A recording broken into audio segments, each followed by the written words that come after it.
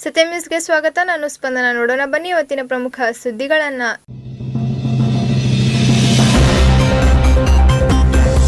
ಚಿಕ್ಕೋಡಿಯಲ್ಲಿ lockdown ಉಲ್ಲಂಘಿಸಿ open ಆಗಿರುವ ಜೊಲ್ಲೆ ಮಾಲೀಕತ್ವದ ಜ್ಯೋತಿ ಬಜಾರ್ ಅಂಗಡಿಯನ್ನ ಸೀಸ್ ಮಾಡಿದ ಪುರಸಭೆ ಅಧಿಕಾರಿ. ಸಚಿವೆ ಜೊಲ್ಲೆ ಅವರ ಪಿಎ ಮತ್ತು ಪುರಸಭೆ ಅಧಿಕಾರಿ ಅಪೂರ್ವ ಬಿದ್ರಿ ನಡುವೆ ವಾಕ್ಸಮರ. ಇಳಕಲ್ ಗ್ರಾಮ ಪಂಚಾಯಿತಿಯಲ್ಲಿ ಟಾಸ್ಕ್ ಫೋರ್ಸ್ ಸಮಿತಿ ರಚನೆ. ಕೊರೋನಾ ಸೋಂಕು ನಿಯಂತ್ರಣಕ್ಕೆ ತರಲು ಟಾಸ್ಕ್ ಫೋರ್ಸ್ ನೇಮಕ. ಇಳಕಲ್ ತಾಲೂಕಿನ ಬಲಕುಂದಿ ಗ್ರಾಮ ಪಂಚಾಯಿತಿಯಲ್ಲಿ ನಡೆದ ಸಭೆಯಲ್ಲಿ ನೇಮಕ. ಗ್ರಾಮ ಪಂಚಾಯಿತಿ ವ್ಯಾಪ್ತಿಯ ಸಿಎಸ್ಸಿ ಸೇವಾ ಕೇಂದ್ರಗಳಲ್ಲಿ ಕೋವ್ಯಾಕ್ಸಿನ್ ಲಸಿಕೆ ನೋಂದಣಿಗೆ ಅವಕಾಶ. ಅಥಣಿ ತಾಲೂಕಿನ ಸಿಎಸ್ಸಿ ಕೇಂದ್ರಕ್ಕೆ ಭೇಟಿ ನೀಡಿ ಪ್ರಕ್ರಿಯೆ ಬಗ್ಗೆ ಮಾಹಿತಿ ಪಡೆದ ಸತ್ಯಂ ವಾಹಿನಿ. ಬೆಳಗಾವಿ ಹತ್ತಿರದ ವಂಟಮೂರಿ ಘಾಟ್ ಬಳಿ ರಸ್ತೆ ಅಪಘಾತ. ಓವರ್ಟೇಕ್ ಮಾಡೋಕೆ ಹೋಗಿ ಕಾರುಗಳ ನಡುವೆ ಡಿಕ್ಕಿ. ಯಾವುದೇ ಪ್ರಾಣಾಪಾಯ ಸಂಭವಿಸಿಲ್ಲ. ತಾಳಿಕೋಟೆ ಪಟ್ಟಣದಲ್ಲಿ ಮಾಸ್ಕ್ ವಿತರಣಾ ಅಭಿಯಾನ. ಮಾಸ್ಕ್ ವಿತರಿಸಿದ ಶ್ರೀ ಸಿದ್ದಲಿಂಗ ಸ್ವಾಮೀಜಿಗಳು. ಕೊರೋನಾ ಜಾಗೃತಿ ಮೂಡಿಸುವ ಮೂಲಕ ಗಮನ ಸೆಳೆದ ಶ್ರೀಗಳು. ಕೋವಿಡ್ 2ನೇ ಅಲೆ ವ್ಯಾಪಕವಾಗಿ ಹರಡುತ್ತಿರುವ ಹಿನ್ನೆಲೆ ಸೋಂಕು ನಿಯಂತ್ರಿಸಲು ಇಳಕಲ್ ತಾಲೂಕಿನ ಬಲ್ಕುಂದಿ ಗ್ರಾಮ ಪಂಚಾಯಿತಿಯಲ್ಲಿ ನಡೆದ ಸಭೆಯಲ್ಲಿ ಟಾಸ್ಕ್ ಫೋರ್ಸ್ ನೇಮಕ ಮಾಡಲಾಯಿತು. ಕೊರೋನಾ ನಿಯಂತ್ರಿಸಲು ಗ್ರಾಮ ಪಂಚಾಯಿತಿಯಲ್ಲಿ ಟಾಸ್ಕ್ ಫೋರ್ಸ್ ಸಮಿತಿ ರಚಿಸಲಾಗಿದೆ. ಕೋವಿಡ್ 2ನೇ ಅಲೆ ವ್ಯಾಪಕವಾಗಿ ಹರಡುತ್ತಿರುವ ಹಿನ್ನೆಲೆ ಸೋಂಕು ನಿಯಂತ್ರಿಸಲು ಇಳಕಲ್ ತಾಲೂಕಿನ ಬಲಕುಂದಿ ಗ್ರಾಮ ಪಂಚಾಯಿತಿಯಲ್ಲಿ ನಡೆದ ಸಭೆಯಲ್ಲಿ ಟಾಸ್ಕ್ ಫೋರ್ಸ್ ನೇಮಕ ಮಾಡಲಾಯಿತು. ಈ ತಂಡ ಪಂಚಾಯಿತಿ ವ್ಯಾಪ್ತಿಯಲ್ಲಿ ಬರುವ ಬಲಕುಂದಿ ತಾಂಡ, ಹೊಸೂರು ಗ್ರಾಮಗಳಿಗೆ ತೆರಳಿ ಬೆಂಗಳೂರು, ಮಂಗಳೂರು, ಉಡುಪಿ, ಇಂಚಲಕರಂಜಿ ಹಾಗೂ ಗೋವಾದಿಂದ ಸ್ವಗ್ರಾಮಕ್ಕೆ ಬಂದ ಜನರಿಗೆ ಕೋವಿಡ್-19 ತಪಾಸಣೆ ಮಾಡಿಸಿಕೊಂಡು ಮನೆಯಲ್ಲಿ ಹೋಮ್ ಐಸೋಲೇಷನ್ ಇರುವಂತೆ ತಿಳಿಸಿತು. ನೇಮಕಗೊಂಡ ಈ ಟಾಸ್ಕ್ ಫೋರ್ಸ್ ಜೊತೆಗೆ ಗ್ರಾಮ ಪಂಚಾಯಿತಿ ಅಧ್ಯಕ್ಷೆ ಶಾಂತವ್ವ ಮಾಕಿ, ಉಪಾಧ್ಯಕ್ಷ ರಮೇಶ್ ಜಾಧವ್, ಪಿಡಿಒ ಎಂಬಿ ಬೊಮ್ಮಸಾಗರ್, ಕಾರ್ಯದರ್ಶಿ ಎಎಸ್ ಮೇಳಿ ಸೇರಿದಂತೆ ಪೊಲೀಸ್ ಇಲಾಖೆ, ಅಂಗನವಾಡಿ, ಆಶಾ ಕಾರ್ಯಕರ್ತೆಯರು, ಕಿರಿಯ ಆರೋಗ್ಯ ಸಹಾಯಕರು ಮತ್ತು ಗ್ರಾಮ ಪಂಚಾಯಿತಿ ಸಿಬ್ಬಂದಿ ಪಾಲ್ಗೊಂಡಿದ್ದರು. ಒಳ್ಳೆಯ ಸಹಕಾರ ಕೊಟ್ಟಿದ್ವಿ. ಅಷ್ಟು ಕೆಲಸ ಏನಿಲ್ಲ ಈ ಸಲ. ಹೋದ ಸಲ ಭಾಳ ದೊಡ್ಡದು ಕ್ವಾರಂಟೈನ್ ಮಾಡಿ ಕೆಲಸ ಅದನ್ನೆಲ್ಲ ಬೆಳ್ತಾನಕ್ಕಾದೀವ ಅಂಥದ್ದೇನು ಕೊಟ್ಟಿಲ್ಲ. ಹೋಮ್ ಐಸೋಲೇಷನ್ ಕೊಟ್ಟಾರ. ಹೋಮ್ ಐಸೋಲೇಷನ್ ಸ್ವಲ್ಪ ಜವಾಬ್ದಾರಿಯಿಂದ ನಾವು ನೋಡ್ಬೇಕು. ಅವ್ರ ಮನೆ ಅದಾರ ಇಲ್ಲ, ಅವ್ರು ಬರ್ತಾರ ಇಲ್ಲ. ಅದಕ್ಕೆ ಸ್ವಲ್ಪ ಒಂದೇದು ಫೋನಿನ ಬಗ್ಗೆ ಜವಾಬ್ದಾರಿ ಇರುತ್ತೆ. ಕಾಂಟ್ಯಾಕ್ಟ್ ಮೇಲೆ ಕೆಲಸ ನಾವು ವಿಕಟ್ ಮಾಡಲಿ, ಕೆಲಸ ಆದ ಸ್ಥಳದ ಮಾಡಲಿ. ನಾವು ಅದಿ ಸ್ಥಳದಾಗ ಇಲ್ಲ ಅಂದ್ರೆ ನಾವು ಇಂತಲ್ಲಿ ಬಂದೀವಿ, ನಮ್ಮ ಪರಿಸ್ಥಿತಿ ಹಿಂಗೈತೆ, ಸ್ವಲ್ಪ ಸಮಸ್ಯೆ ಐತಿ, ಇಂತಲ್ಲಿ ಇದೀವಿ ಅಂದ್ರೆ ಇನ್ನೊಬ್ರು ಮಗ್ಲಿದ್ದವ್ರ ಆ ಕೆಲಸ ಮಾಡ್ತಾರೆ, ಆ ಕೆಲಸ ನೀಗಿಸ್ಬಿಟ್ಟು ನಿಮ್ಮ ಬಗ್ಗೆ ಏನೋ ಬರ್ತದೆ. ಅದು ನೀವು ಫೋನ ಎತ್ತಲಿಲ್ಲ ಅಂದ್ರೆ ನಾವು ನೀವು ಅಲ್ಲಿ ಅದಾರ ಅಂತ ತಿಳ್ಕೊಬೇಕು, ಹೋಗ್ಯಾರ ಅಂತ ತಿಳ್ಕೊಬೇಕು, ಇಲ್ಲ ಅಂತ ತಿಳ್ಕೊಂಡು ಏನು ಗೊತ್ತಾಗಲ್ಲ. ನಾವು ಮಾಹಿತಿ ಕೊಡ್ಬೇಕಾದ್ರೆ ನಮಗೂ ಸಮಸ್ಯೆ. ನಾವು ಎಲ್ಲರೂ ಇಲ್ಲಿ ಕೆಲಸ ಮಾಡ್ಬೇಕು. ಕೆಳಮಟ್ಟದವ್ರಿಗೆನ ಹೆಚ್ಚು ಟಾರ್ಚರ್ ಇದ್ರ ಬಗ್ಗೆ. ಈಗ ನಿನ್ನೆಯಿಂದ ಸ್ಟಾರ್ಟ್ ಆಗಿರುತ್ತೆ. ಬೆಂಗಳೂರಿಂದ ಉಡುಪಿ ಈಗೆಲ್ಲ ಔಟ್ ಆಫ್ ಜಿಲ್ಲಾದಿಂದ ಯಾರ್ಯಾರು ಬಂದಾರ ಎಲ್ಲರೂ ಮಾಹಿತಿ ಕೊಡ್ಬೇಕಾಗಿತ್ತು. ಈಗ ನಾವು ನಿನ್ನೆ ಕೊಟ್ಟಿಲ್ಲ, ಇವತ್ತಿನಿಂದ ಸ್ಟಾರ್ಟ್ ಮಾಡ್ಬೇಕು. ನೀವು ಡೈಲಿ ಅದನ್ನ ಆಶಾ ಕಾರ್ಯಕರ್ತರು, ಅಂಗನವಾಡಿಯವರು ಯಾರು ಓನ್ಯಾಗ ಗೊತ್ತಾಗ್ಬಿಡ್ತಾರೆ, ಯಾರು ಬಂದರು ಯಾರು ಹೋದ್ರು. ಅವ್ರು ಬಂದ್ರೆ ಪ್ರಥಮವಾಗಿ ಮೊದಲೇ ಬೆಂಗಳೂರಲ್ಲಿ ಯಾರೇ ಇರಲಿ ಅವ್ರಿಗೆ ಮೊದಲ 4 ದಿವಸ ಅವ್ರ ಮನ್ಯಾಗ ಸಪ್ರೇಟ್ ಕೊನೆಯಾಗ ಇರಬೇಕಂತೆ. ಅವ್ರ ಮನೆಯವ್ರಿಗೆ ತಿಳಿಸಿ ಹೇಳಬೇಕು ಹೋಮ್ ಐಸೋಲೇಷನ್ ಇದೆ. ಆ 4-5 ದಿವಸದೊಳಗೆ ಅವ್ರಿಗೆ ಏನೂ ಇಲ್ಲ, ಆರಾಮದಾರ ಅಂತಂದ್ರೆ ಮುಂದೆ ಅವ್ರನ್ನ ಮನ್ಯಾಗ ಸೇರಿಸ್ಕೊಂಡು ಇದು ಮಾಡಿ. ಅಷ್ಟರೊಳಗೆ ಅವ್ರಿಗೆ ಏನಾರ ಸ್ವಲ್ಪ ಸಿಂಪ್ಟಮ್ಸ್ ಕಂಡು ಅಂದ್ರೆ ಅವ್ರ ಜವಾಬ್ದಾರಿ ನೀವು ನಮ್ಗೆ ತಿಳಿಸ್ಬೇಕು. ನೀವು ಅವ್ರನ್ನ ಕರ್ಕೊಂಡು ಹೋಗಿ ಚೆಕಪ್ ಮಾಡಿಸ್ಬೇಕು. ಚೆಕಪ್ ಮಾಡಿಸಿ ಅವ್ರ ರಿಪೋರ್ಟ್ ಏನು ಬಂತು ಏನು ನೀವು ಹೇಳ್ಬೇಕಾಗುತ್ತೆ. ಮತ್ತು ಡೈಲಿ ಯಾವ ಊರಿಂದ ಬಂದರು ಏನು ಹೋಸಲ ಮಾಡಿವ್ರಿ ಅದ ಟೈಪ ಈ ಸಲನೂ ಮಾಡ್ಬೇಕು. ಡೈಲಿ 12 ಗಂಟೆ ಆದಂದ್ರೆ ಸ್ಪ್ರೆಡ್ ಶೀಟ್ ಬಿಟ್ಟದೆ ಅದ್ರಾಗ ಅಪ್ರೂವ್ ಮಾಡ್ಬೇಕು. ಅಪ್ರೂವ್ ಮಾಡಿಲ್ಲ ಅಂದ್ರೆ ಆಫೀಸರ್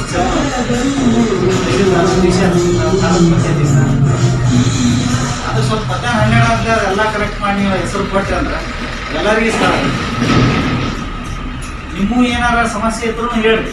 ನೀವು ನಮಗೆ ಹೇಳ್ಬೇಕು, ನಾವು ನಿಮಗೆ ಹೇಳ್ಕೋಬೇಕು. ನೀವು ಏನಾರು ಸಮಸ್ಯೆ ಇದ್ರು ಹೇಳ್ರಿ. ಈ ಸಭೆ ಮುಖಾಂತರ ಈಗ ಉಪಾಧ್ಯಕ್ಷರು ಅದರ ಅಧ್ಯಕ್ಷರು ಆರಾಮಲ್ಲ ಬಂದಿಲ್ಲ, ಅದಕ್ಕೆ ಅವ್ರಿಗೆ ತಿಳಿಸ್ತೀವಿ. ಸಾಹೇಬ್ ಅದಾರ ಬಿಡೋರು, ಅದಕ್ಕೆ ಎಲ್ಲರೂ ಇಲ್ಲೇ ನಮ್ಮ ಪೊಲೀಸರು ಅದಾರ. ನಿಮ್ಗೆ ಏನಾರು ಸಮಸ್ಯೆ ಬಂದ್ರೆ ಪೊಲೀಸರಿಗೆ ಹೇಳ್ರಿ. ಪೊಲೀಸರ ಒಂದು ರಿಕ್ವೆಸ್ಟ್ ನಮ್ದು ಹೋಸಲ ವಿಶ್ವಾಸ ಇರ್ತದೆ. ಫೋನ್ ಹಚ್ಚನ ಪಾಠ ಬರ್ತದೆ, ನೀವು ಬರ್ತೀರಿ. ಆದ್ರೆ ಸ್ವಲ್ಪ ಈ ವಿಚಾರದೊಳಗೆ ನೀವು ಸ್ವಲ್ಪ ಚುರುಕಾಗಬೇಕು. ನೀವು ಸಮಾಧಾನ ಬೇರೆ ಇಲ್ಲ ಬರ್ತಾರೆ ವೈದ್ಯರು ಇರ್ತಾರ, ಸಮಾಧಾನ ಇದ್ರೆ ನಡೆಯಲ್ಲ. ಈ ಮಂದಿ ಬಡಿಗೆ ನ್ಯಾಯ ಇರ್ಬೇಕಾಗ ನೀವು ಬಡಿಗೆನ ತೋರಿಸಿಲ್ಲ, ನೀವು ಬಡಿಗೆ ತೋರಿಸಿಲ್ಲ ಅಂದ್ರೆ ನಮ್ಮ ಉಳಿದ ಮಂದಿ ಮಾತಾ ಕೇಳಿದ್ವಿ. ಅದಕ್ಕೆ ಸ್ವಲ್ಪ ನೀವು ಎಲ್ಲ ನಂಬರ್ ತೋರಿ, ಯಾರ ಫೋನ್ ಹಚ್ಚಿ ಸಮಸ್ಯೆ ಅವ್ರಿಗೆ ಏನಾರ ಅಂತಂದ್ರೆ ಆಗಿದ್ದಾಗ ಅವ್ರಿಗೆ ಸ್ಪಂದನ ಮಾಡಿರಿ, ನಮಗೂ ತಿಳಿಸ್ರಿ. ಅದಕ್ಕೆ ನಿಮಗೆ ಏನಾರ ವೈಯಕ್ತಿಕ ಸಮಸ್ಯೆ ಹಿಂಗೇನಾರ ಇದ್ವು ಅಂದ್ರೆ ನಿಮ್ಗೆ ಹೇಳಿ ಸರ್. ಅಥಣಿ ತಾಲೂಕಿನ ಗ್ರಾಮ ಪಂಚಾಯಿತಿ ವ್ಯಾಪ್ತಿಯ ಸಿಎಸ್ಸಿ ಸೇವಾ ಕೇಂದ್ರಗಳಲ್ಲಿ ಕೋವ್ಯಾಕ್ಸಿನ್ ಲಸಿಕೆ ನೋಂದಣಿಗೆ ಅವಕಾಶ ನೀಡಲಾಗಿದೆ. ತಾಲೂಕಿನ ಕೊಕಟ್ನೂರು ಗ್ರಾಮದ ಸಿಎಸ್ಸಿ ಸೇವಾ ಕೇಂದ್ರಕ್ಕೆ ಭೇಟಿ ನೀಡಿ ಸತ್ಯಂ ವಾಹಿನಿ ತಂಡವು ನೋಂದಣಿ ಪ್ರಕ್ರಿಯೆ ಬಗ್ಗೆ ಮಾಹಿತಿ ಪಡೆದುಕೊಂಡಿತು. ಗ್ರಾಮ ಪಂಚಾಯಿತಿ ವ್ಯಾಪ್ತಿಯ ಸಿಎಸ್ಸಿ ಸೇವಾ ಕೇಂದ್ರಗಳಲ್ಲಿ ಕೋವ್ಯಾಕ್ಸಿನ್ ಲಸಿಕೆ ನೋಂದಣಿಗೆ ಅವಕಾಶ ನೀಡಲಾಗಿದೆ.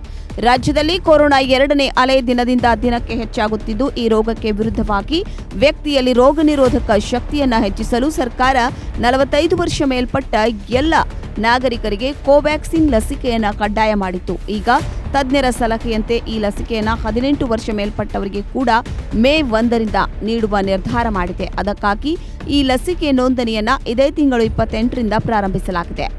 ಗ್ರಾಮೀಣ ಪ್ರದೇಶದಲ್ಲಿ ಬಹಳಷ್ಟು ಜನರಿಗೆ ಕೆಲಸಕ್ಕೆ ನೋಂದಣಿ ವಿಧಾನ ಗೊತ್ತಿರುವುದಿಲ್ಲ.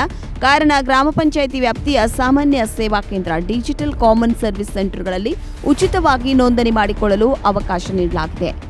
ಇದರ ಪ್ರಯುಕ್ತ ನಮ್ಮ ಸತ್ಯಂ ವಾಹಿನಿ ತಂಡ ಅಥಣಿ ತಾಲೂಕಿನ ಕೊಕಟ್ನೂರ್ ಗ್ರಾಮದ ಸಾಮಾನ್ಯ ಸೇವಾ ಕೇಂದ್ರಕ್ಕೆ ಭೇಟಿ ನೀಡಿ ಲಸಿಕೆ ನೋಂದಣಿ ಪ್ರಕ್ರಿಯೆ ಕುರಿತು ಮಾಹಿತಿ ಪಡೆದುಕೊಂಡಿತ್ತು.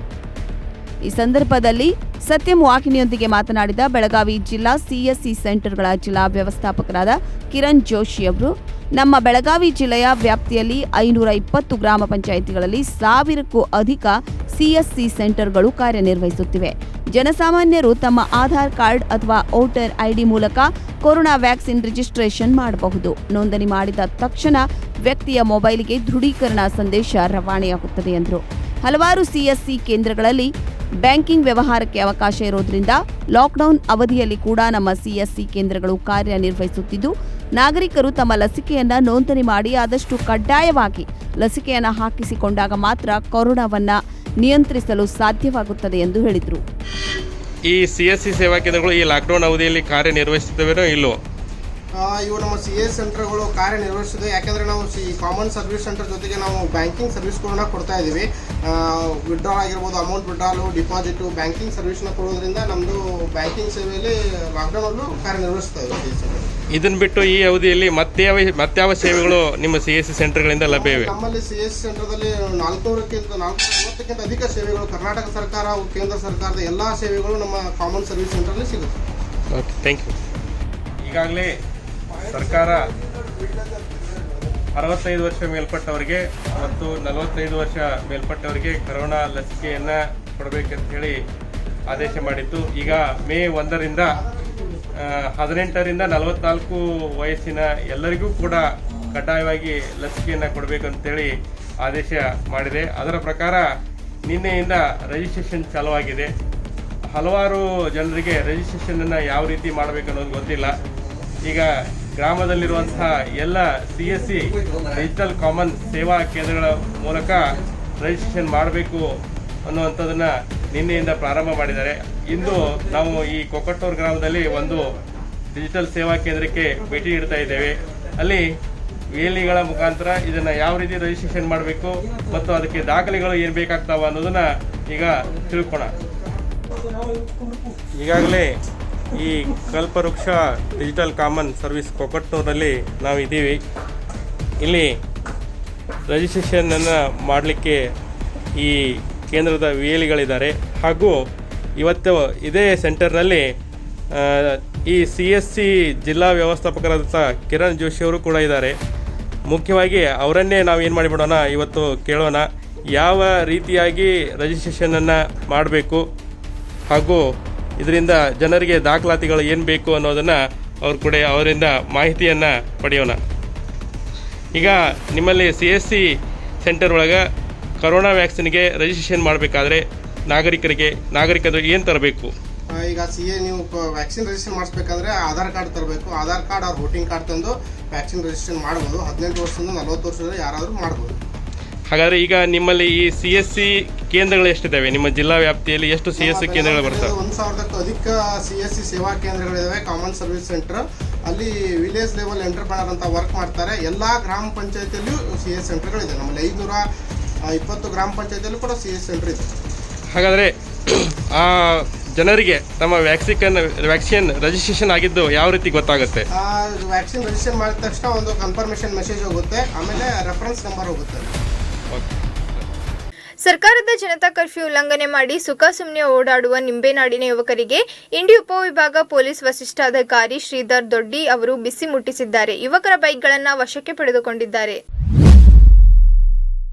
ಸರ್ಕಾರದ ಜನತಾ ಕರ್ಫ್ಯೂ ಉಲ್ಲಂಘನೆ ಮಾಡಿ ಸುಖಾಸುಮ್ಮನೆ ಓಡಾಡುವ ನಿಂಬೆನಾಡಿನ ಯುವಕರಿಗೆ ಬಿಸಿ ಮುಟ್ಟಿಸಿದ ಇಂಡಿ ಉಪವಿಭಾಗದ ಪೊಲೀಸ್ ಡಿವೈಎಸ್ಪಿ ಶ್ರೀಧರ್ ದೊಡ್ಡಿ ವಿಜಯಪುರ ಜಿಲ್ಲೆಯ ಇಂಡಿ ನಗರದ ಪೊಲೀಸ್ ಉಪವಿಭಾಗದ ಕಚೇರಿಯಲ್ಲಿ ಸುದ್ದಿಗೋಷ್ಠಿ ನಡೆಸಿ ಮಾತನಾಡಿದ ಪೊಲೀಸ್ ವರಿಷ್ಠಾಧಿಕಾರಿ ಶ್ರೀಧರ್ ದೊಡ್ಡಿ, ಮಹಾವೀರ ವೃತ್ತದಲ್ಲಿ ಸುಖಾಸುಮ್ಮನೆ ತಿರುಗಾಡುತ್ತಿರುವ ಬೈಕ್ಗಳನ್ನು ವಶಕ್ಕೆ ಪಡೆದು ಬೈಕ್ ಸವಾರರಿಗೆ ಬಿಸಿ ಮುಟ್ಟಿಸಿದ್ದೇವೆ. ಕೋವಿಡ್ ಎಂಬ ಮಹಾಮಾರಿ ಪ್ರತಿನಿತ್ಯವೂ ರಾಜ್ಯದಲ್ಲಿ ಜೊತೆಗೆ ನಮ್ಮ ತಾಲೂಕಿನಲ್ಲಿ ಅತಿ ಹೆಚ್ಚು ಪ್ರಕರಣ ದಾಖಲೆಗೊಂಡು ಅಪಾರ ಪ್ರಮಾಣದ ತೊಂದರೆ ಕೊಡುತ್ತಿದೆ. ಅದಕ್ಕೆ ಜನರು ಅಗತ್ಯ ಕೆಲಸಕ್ಕೆ ಹೊರಗೆ ಬರದೆ ಸುಖಾಸುಮ್ಮನೆ ಬರುತ್ತಿದ್ದು ಗಮನಕ್ಕೆ ಬಂದಿದೆ. ಕಂದಾಯ ಉಪವಿಭಾಗ ಅಧಿಕಾರಿ ರಾಹುಲ್ ಶಿಂಧೆ ನೇತೃತ್ವದಲ್ಲಿಂದು 20 ದ್ವಿಚಕ್ರ ವಾಹನಗಳನ್ನು ವಶಕ್ಕೆ ಪಡೆದು 500 ರೂಪಾಯಿ ದಂಡ ಭರಿಸಿಕೊಳ್ಳಲಾಗಿದೆ.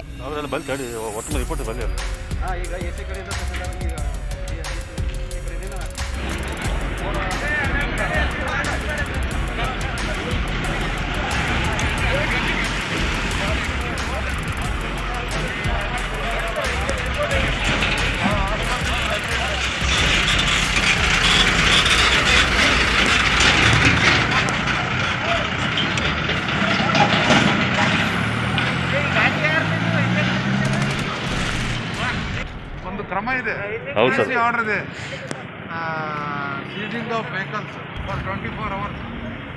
ಅವನಿಗೆ ಎಷ್ಟು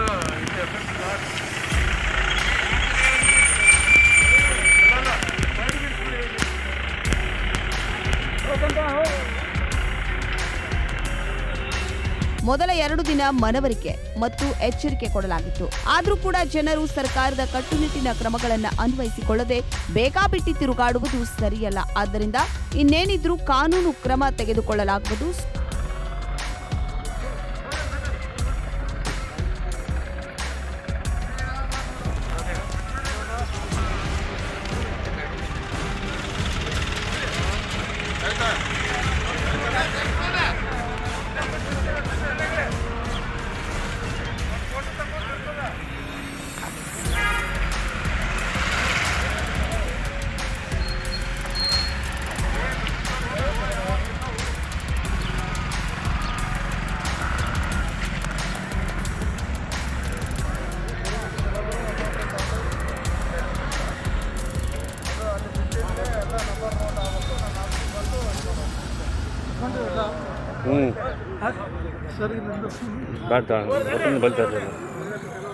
ಸುಮ್ಮನೆ ಮನೆಯಲ್ಲಿದ್ದು ನಿಮ್ಮ ಆರೋಗ್ಯ, ನಿಮ್ಮ ಕುಟುಂಬದ ಆರೋಗ್ಯದ ಬಗ್ಗೆ ಕಾಳಜಿ ವಹಿಸಿ ಎಂದು ಡಿವೈಎಸ್ಪಿ ಶ್ರೀಧರ್ ದೊಡ್ಡಿ ಮನವಿ ಮಾಡಿದರು.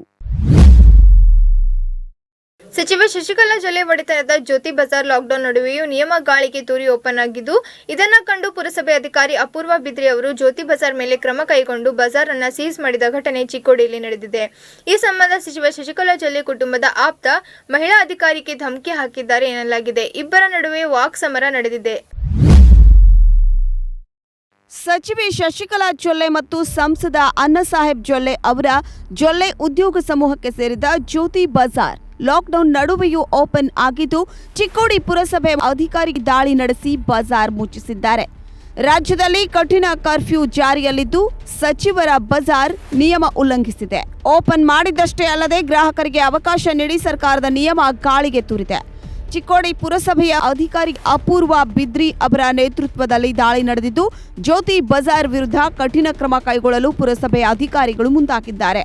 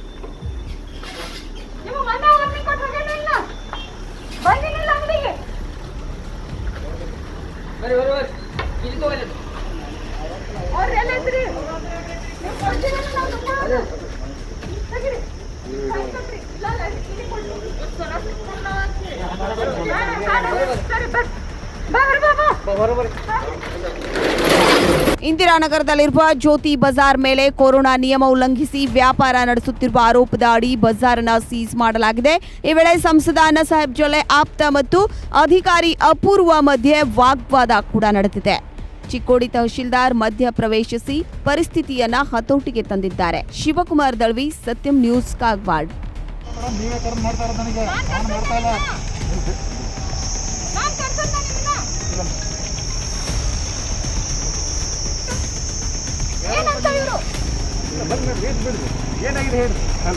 ನಮ್ದಲ್ಲ ಸರ್, ನಾವು ಶೂಟಿಂಗ್ ಮಾಡ್ತಿದ್ರು ಸರ್. ನಾವು ಇಲ್ಲ ಸರ್, ಇವತ್ತು 11 ಗಂಟೆಗೆ ಓಪನ್ ಮಾಡಿದ್ರು ಫಸ್ಟ್. ಜ್ಯೋತಿ ಬಜಾರ್.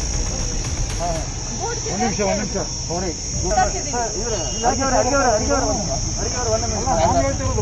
ವಿಚಾರ ಮಾತಾಡಿಲ್ಲ ನಾವು. ಸರ್ ಏನ್ ಸರ್, ನಾನು ಡ್ಯೂಟಿ ಮಾಡೋದು ಗೊತ್ತಿಲ್ಲ ಅಂದ್ರೆ ನಾನು ಏನ್ ಕೇಸ್ ಹಾಕ್ಬೇಕು ಅವ್ರ ಮೇಲೆ? ವಿಚಾರನೇ ಇಲ್ಲ. ನಾನು ಏನ್ ಕೇಸ್ ಹಾಕ್ತೀನಿ ಸರ್? ವಿಡಿಯೋ ಮಾಡಿದಾರೆ, ಕೇಳ್ಕೊಳ್ಳಿ. ಸರ್, ಈ ಡ್ಯೂಟಿ ಮಾಡೋದಿಲ್ಲ ಅಂತಂದ್ರೆ ಏನಿದು? ಅವ್ರು ಸಿಎಸ್ಐ ಕರ್ಸ್ತೀರಾ, ತಹಸೀಲ್ದಾರ್ನ ಕರ್ಸ್ತೀರಾ? ಅವ್ರು ಇವ್ರ ಕಡೆ ಫೋನ್ ಕರ್ಸ್ತೀವಿ ಅಂತೀರಿ, ನಾನು ಕರ್ಸ್ತೀನಿ ಅಂದಿಲ್ಲ. ನೀವು ಕರ್ಸ್ತಿದ್ದೀರಾ? ನಾನು ಪೊಲೀಸ್ಗೆ ಫೋನ್ ಮಾಡ್ತೀನಿ ಅಂತ ಮಾಡಿ ಹೇಳಿದ್ರೆ ಮಾಡಿಲ್ಲ. ತಪ್ಪಿದ್ರೆ ತಗೊಂಡು ಹೋಗ್ಲಿವ್ರು ನನಗೆ. ಅವ್ರು ಯಾರು ನನಗೆ ಇಲ್ಲ ಅಲ್ಲ, ತಪ್ಪಿದ್ರೆ ತಗೊಂಡು ಹೋಗಲ್ಲ, ಬೇಡ ಅಂತ ಇಲ್ಲ. ನೀವು ಇಂಟೆನ್ಷನ್ಲಿ ಒಬ್ಬರಿಗೆ ಹರಾಸ್ ಮಾಡ್ತೀವಿ. ನನಗೇನೋ ಗೊತ್ತಿಲ್ಲ, ಯಾವ ಜ್ಯೋತಿ ಬದಲು ಗೊತ್ತಿಲ್ಲ. ನನ್ನ ಬರ್ತಾಯಿದ್ದೇನೆ. ಆ ವಜ್ರ ಬಿಲ್ಡಿಂಗ್ ಯಾರು? ಇವ್ರು ಯಾಕ್ರಿ ಕೇಳಬೇಕು? ನನಗೆ ಹೇಳಿದ್ರು ಬಂದವರು. ನೀವು ಹೇಳಿದ್ರಲ್ಲ, ಹೇಳಿದ್ರಲ್ಲ ಫೋನು. ಅವ್ರ ಮುಂದೆ ಯಾಕೆ ಕೇಳಬೇಕಂದ್ರೆ ಸರ್ ನಾನಿದ್ದೆ ಅಲ್ಲಿಗೆ. ಇಲ್ಲ ಒಳಗೆ ಸಮಾಜ ಕಿರಿಕಿರಿ ಮಾಡ್ತಾರಂದ್ರೆ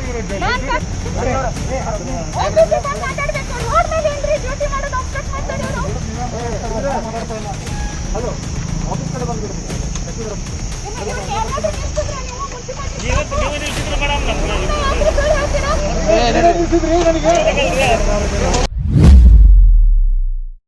ಬೆಳಗಾವಿ ಜಿಲ್ಲೆಯ ಮಣ್ಮುರಿ ಘಾಟಿನ ಹತ್ತಿರ ಒಂದು ಸ್ವಿಫ್ಟ್ ಕಾರ್ ಇನ್ನೊಂದು ಮಾರುತಿ ಅಲ್ಟೋ ಸ್ವಿಫ್ಟ್ ಕಾರನ್ನು ಓವರ್ಟೇಕ್ ಮಾಡಲು ಹೋಗಿ ಅಲ್ಟೋ ಕಾರಿಗೆ ಡಿಕ್ಕಿ ಹೊಡೆದಿದೆ. ಇಬ್ಬರಿಗೆ ಸಣ್ಣಪುಟ್ಟ ಗಾಯಗಳಾಗಿದ್ದು ಯಾವುದೇ ಜೀವಹಾನಿ ಸಂಭವಿಸಿಲ್ಲ. ಬೆಳಗಾವಿ ಜಿಲ್ಲೆಯ ವಂಟಮೂರಿ ಘಾಟ್ನ ಹತ್ತಿರ ಸ್ವಿಫ್ಟ್ ಕಾರೊಂದು ಆಲ್ಟೋ ಸ್ವಿಫ್ಟ್ ಕಾರನ್ನ ಓವರ್ಟೇಕ್ ಮಾಡೋಕ್ ಹೋಗಿ ಆಲ್ಟೋ ಕಾರ್ಗೆ ಡಿಕ್ಕಿ ಹೊಡೆದ ಘಟನೆ ನಡೆದಿದೆ. ಆಲ್ಟೋ ಕಾರ್ನಲ್ಲಿದ್ದ ಇಬ್ಬರಿಗೆ ಸಣ್ಣಪುಟ್ಟ ಗಾಯಗಳಾಗಿದ್ದು ಕಾರ್ ರಸ್ತೆ ಬದಿಯ ತಗ್ಗಿನಲ್ಲಿ ಹೋಗಿ ನಿಂತಿದೆ. ಸ್ವಿಫ್ಟ್ ಕಾರ್ ಮುಂದೆ ಹೋಗಿ ನಿಂತಿದೆ.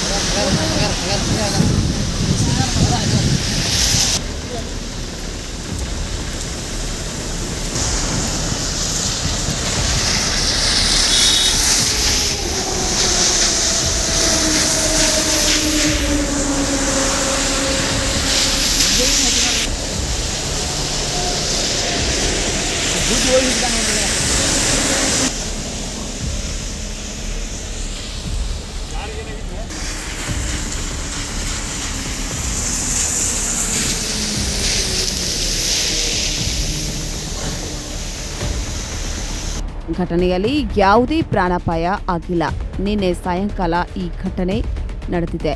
ಮಳೆ ಜೋರಾಗಿ ಬರುತ್ತಿದ್ದ ವೇಳೆ ಈ ಒಂದು ದುರ್ಘಟನೆ ನಡೆದಿದೆ. ಯಾರಿಗೂ ಕೂಡ ಪ್ರಾಣಾಪಾಯವಾಗಿಲ್ಲ. ಸ್ವಿಫ್ಟ್ ಕಾರಿನ ಸಂಖ್ಯೆ MH05CA 3625, ಆಲ್ಟೋ ಕಾರ್ನ ಸಂಖ್ಯೆ MH12EH3691 ಎಂದು ಹೇಳಲಾಗಿದೆ.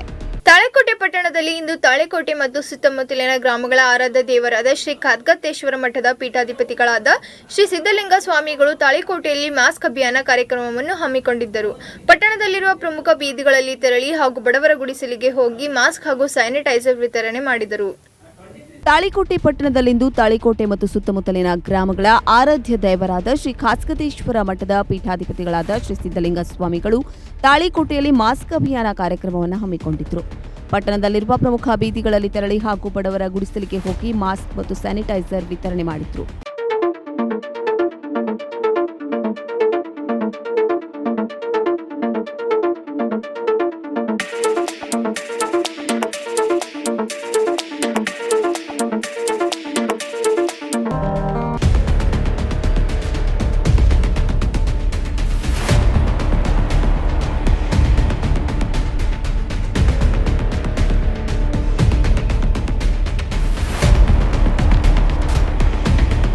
ಪಟ್ಟಣದಲ್ಲಿ ಶ್ರೀಗಳು ಕೊರೋನಾದ ಬಗ್ಗೆ ಜಾಗೃತಿ ಜನರಿಗೆ ಮೂಡಿಸುವ ಮೂಲಕ ಪಟ್ಟಣದಲ್ಲಿ ಗಮನ ಸೆಳೆದರು. ಈ ಸಂದರ್ಭದಲ್ಲಿ ಸ್ವಾಮೀಜಿಗಳ ಜೊತೆ ಪುರಸಭೆ ಸದಸ್ಯರಾದ ಜಯಸಿಂಗ್ ಮೂಲಿಮನಿ, ತಾಳಿಕೋಟೆ ಎಬಿವಿಪಿ ಕಾರ್ಯಕರ್ತರಾದ ಶ್ರೀಶೈಲ್ ಹೂಗಾರ್, ಸಂಗಮೇಶ್ ಕತಿ, ನವೀನ್ ಕುಮಾರ್ ಇಜೇರಿ ಮತ್ತಿತರರು ಭಾಗಿಯಾಗಿದ್ದರು. ರಿಲಯನ್ಸ್ ಸಂಸ್ಥೆಯ ಉಪಾಧ್ಯಕ್ಷರಾಗಿದ್ದ ಪ್ರಕಾಶ್ ಶಾ ಅವರು ಸನ್ಯಾಸತ್ವ ಸ್ವೀಕರಿಸಿದ್ದಾರೆ. ವರ್ಷಕ್ಕೆ 75 ಕೋಟಿ ರೂಪಾಯಿ ಸಂಬಳ ಪಡೆಯುತ್ತಿದ್ದ ಶಾ ಅವರು ಈ ಸಿರಿವಂತಿಕೆಯಿಂದ ಹೊರಗೆ ಬಂದು ಸನ್ಯಾಸತ್ವದ ಹಾದಿ ತುಳಿದಿದ್ದಾರೆ. ವರ್ಷಕ್ಕೆ 75 ಕೋಟಿ ರೂಪಾಯಿ ಸಂಬಳ ಪಡೆಯುತ್ತಿದ್ದ ಶಾ ಅವರು ಈ ಸಿರಿವಂತಿಕೆಯಿಂದ ಹೊರಕ್ಕೆ ಬಂದು ಸನ್ಯಾಸತ್ವದ ದಾರಿ ತುಳಿದಿದ್ದಾರೆ. ಮುಖೇಶ್ ಅಂಬಾನಿಯ ಬಲಗೈನಂತಿದ್ದ ಇವರು ಜೈನ ಮುನಿಗಳ ಬಳಿ ದೀಕ್ಷೆ ಪಡೆದು ಸನ್ಯಾಸತ್ವ ಸ್ವೀಕರಿಸಿದ್ದಾರೆ. ಇವರ ಜೊತೆ ಇವರ ಪತ್ನಿ ನೈನಾ ಶಾ ಕೂಡ ದೀಕ್ಷೆಯನ್ನ ಸ್ವೀಕರಿಸಿದ್ದಾರೆ. ಕಳೆದ ಭಾನುವಾರ ಮಹಾವೀರ ಜಯಂತಿಯಂದು ದೀಕ್ಷಾ ಕಾರ್ಯದ ಪ್ರಕ್ರಿಯೆ ನಡೆದಿದೆ. ಇದೀಗ ಇವರು ಬಿಳಿಯ ವಸ್ತ್ರ ಧರಿಸಿ ಬರಿಗಾಲಿನಲ್ಲಿ ಕೋಲು ಹಿಡಿದು ನಿಂತಿರುವ ಫೋಟೋ ಸಾಮಾಜಿಕ ಜಾಲತಾಣದಲ್ಲಿ ವೈರಲ್ ಆಗಿದೆ. ಈ ಹಿಂದೆಯೇ ಅವರು ಇಂಥದ್ದೊಂದು ನಿರ್ಧಾರ ಮಾಡಿದ್ದರು. ಆದರೆ ಕೊರೋನಾದ ಹಿನ್ನೆಲೆಯಲ್ಲಿ ದೀಕ್ಷಾ ಕಾರ್ಯಕ್ರಮವನ್ನ ಮುಂದೂಡಲಾಗಿತ್ತು. ಪ್ರಕಾಶ್ ಅವರು ಕಳೆದ ವರ್ಷ ರಿಲಯನ್ಸ್ ಇಂಡಸ್ಟ್ರೀಸ್ನ ಉಪಾಧ್ಯಕ್ಷ ಸ್ಥಾನದಿಂದ ನಿವೃತ್ತಿಯಾಗಿದ್ರು. ಇವರಿಗೆ ವಾರ್ಷಿಕ 75 ಕೋಟಿ ರೂಪಾಯಿ ಸಂಬಳ ಬರುತ್ತಿತ್ತು ಎನ್ನಲಾಗಿದೆ. ರಿಲಯನ್ಸ್ ಕಂಪನಿಯ ಜಾಮ್ ನಗರದ ಪೆಟಕೋಕ್ ಗ್ಯಾಸ್ಫಿಕೇಶನ್ ಪ್ರಾಜೆಕ್ಟ್ ಆರಂಭಿಸುವಲ್ಲಿ ಶಾ ಮಹತ್ವದ ಪಾತ್ರವಿತ್ತು. ಪ್ರಕಾಶ್ ಅವರು 40 ವರ್ಷಗಳ ಹಿಂದೆ ಬಾಂಬೆ ಐಐಟಿಯಲ್ಲಿ ಇಂಜಿನಿಯರಿಂಗ್ ವಿಭಾಗದಲ್ಲಿ ಪದವಿ ಸ್ನಾತಕೋತ್ತರ ಪದವಿ ಪಡೆದಿದ್ರು.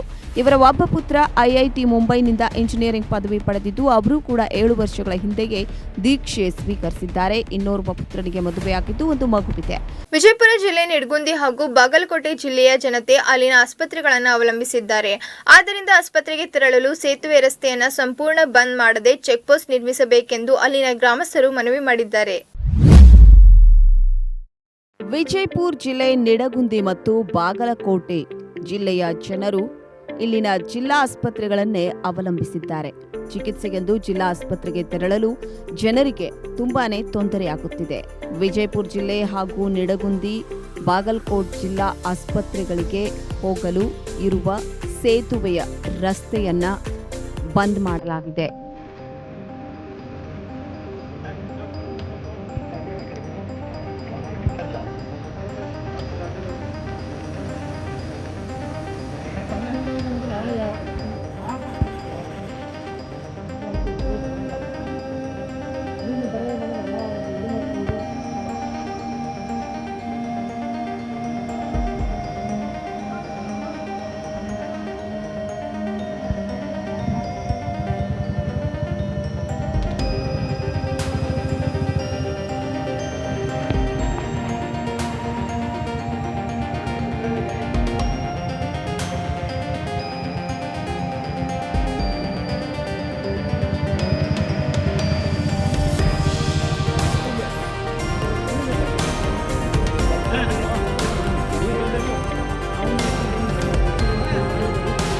ಆಲಮಟ್ಟಿ ಕೃಷ್ಣಾ ಸೇತುವೆಗೆ ಮುಳ್ಳು ಕಂಟಿ ಹಚ್ಚಿ ಅಧಿಕಾರಿಗಳು ರಸ್ತೆಯನ್ನು ಬಂದ್ ಮಾಡಿದ್ದಾರೆ. ಆದ್ದರಿಂದ ಸೇತುವೆಯನ್ನು ಸಂಪೂರ್ಣ ಬಂದ್ ಮಾಡದೆ ಚೆಕ್ಪೋಸ್ಟ್ ನಿರ್ಮಿಸಬೇಕೆಂದು ಸ್ಥಳೀಯರು ಒತ್ತಾಯಿಸಿದ್ದಾರೆ.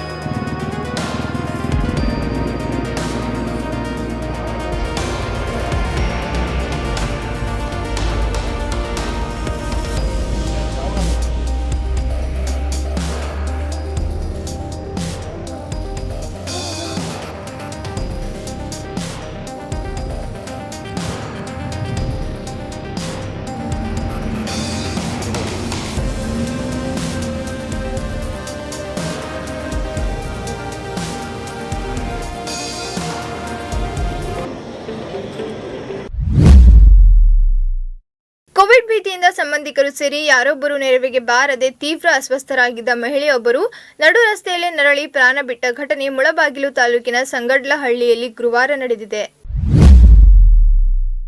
ಶವದ ಬಳಿ ತೆರಳಲು ಗ್ರಾಮಸ್ಥರು ಹಿಂಜರಿದ ಕಾರಣ ಹಲವು ಗಂಟೆಗಳು ಶವ ನಡು ರಸ್ತೆಯಲ್ಲಿಯೇ ಅನಾಥವಾಗಿ ಬಿದ್ದಿತ್ತು. ಕೊನೆಗೆ ತಾಲೂಕಾಡಳಿತದವರು ಅಂತ್ಯಕ್ರಿಯೆ ನಡೆಸಿದ್ರು.